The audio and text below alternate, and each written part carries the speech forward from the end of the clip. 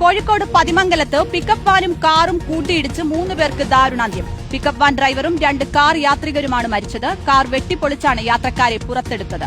മിഥില ബാലൻ ചേരുന്നു വിവരങ്ങളുമായി. മിഥില, അപകടം എങ്ങനെയായിരുന്നു, എപ്പോഴായിരുന്നു അപകടം? 2 പേർ മരിച്ചിരിക്കുന്നു. വിവരങ്ങൾ എന്തൊക്കെയാണ്?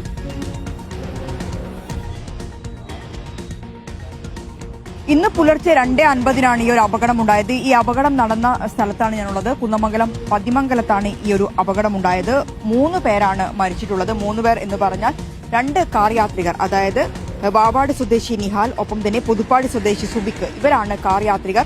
ഒപ്പം തന്നെ പിക്കപ്പ് വാനിലുണ്ടായിരുന്ന വയനാട് സ്വദേശി ഷമീറുമാണ് മരിച്ചത്. പിക്കപ്പ് വാനും i20 കാറുമാണ് കൂട്ടിയിടിച്ചിട്ടുണ്ടായിരുന്നത്. അതിന്റെ ആ വാഹനത്തിൽ അപകടത്തിൽപ്പെട്ട വാഹനത്തിന്റെ ദൃശ്യങ്ങളാണ് നമ്മളിപ്പോൾ കണ്ടുകൊണ്ടിരിക്കുന്നത്. കുന്നമംഗലം ഭാഗത്തേക്ക് വരികയായിരുന്ന പിക്കപ്പ് വാനാണ് കുന്നമംഗലം ഭാഗത്തും കൊടുപ്പള്ളി ഭാഗത്തേക്ക് പോവുകയായിരുന്ന കാറുമായി കൂട്ടിയിടിച്ചത്. നമുക്കിപ്പോൾ ദൃശ്യങ്ങളിൽ കാണാം.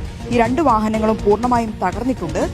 വെള്ളിമാടുകുന്നിൽ നിന്നും ഫയർഫോഴ്സ് യൂണിറ്റ് എത്തി വാഹനങ്ങൾ വെട്ടിപ്പൊളിച്ചാണ് യാത്രക്കാരെ പുറത്തെടുത്തിട്ടുണ്ടായിരുന്നത്. ഏറെ നേരത്തെ ശ്രമഫലമായിട്ടാണ് ഇത്തരത്തിൽ വാഹനത്തിനകത്തു നിന്നും 2 വാഹനങ്ങളിൽ നിന്നും, അതായത് ഈ ലോറിയുടെ പിക്കപ്പ് വാനിന്റെ പറയുകയാണെങ്കിൽ പിക്കപ്പ് വാനിന്റെ ക്യാബിൻ വെട്ടിപ്പൊളിച്ചാണ് ഡ്രൈവറെ പുറത്തെടുത്തിട്ടുണ്ടായിരുന്നത്. സമാനമായ രീതിയിൽ തന്നെയാണ് ഹൈഡ്രോളിക് ഉപകരണങ്ങളെല്ലാം ഉപയോഗിച്ച് ആണ് ഇത്തരത്തിൽ ഈ ഒരു കാറിന്റെ അകത്തു നിന്നും i20 കാറിൽ നിന്നും 2 യാത്രികരെ പുറത്തെടുത്തത്. 5 പേർക്കായിരുന്നു പരിക്കേറ്റുണ്ടായിരുന്നത്. ഇതിൽ 3 പേരാണ് മരിച്ചത്. 2 പേർ ഇപ്പോൾ കോഴിക്കോട് മെഡിക്കൽ കോളേജ് ആശുപത്രിയിൽ ചികിത്സയിലുണ്ട്. അതിൽ ഒരാളുടെ നില ഗുരുതരമാണ്. ഗുരുതരാവസ്ഥയിലുള്ളത് പിക്കപ്പ് വാനിലുണ്ടായിരുന്ന വയനാട് സ്വദേശി എന്നാണ് നമുക്കിപ്പോൾ മെഡിക്കൽ കോളേജിൽ നിന്നും ലഭ്യമാകുന്ന വിവരം.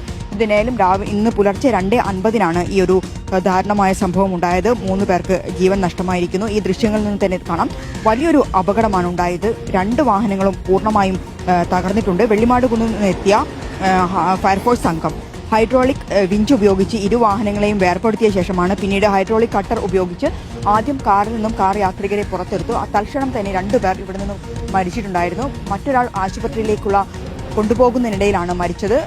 വലിയൊരു അപകടം തന്നെ. നമുക്ക് ഈ ദൃശ്യങ്ങളിൽ നിന്ന് തന്നെ ആ ഒരു അപകടത്തിന്റെ വ്യാപ്തി വ്യക്തമാകും.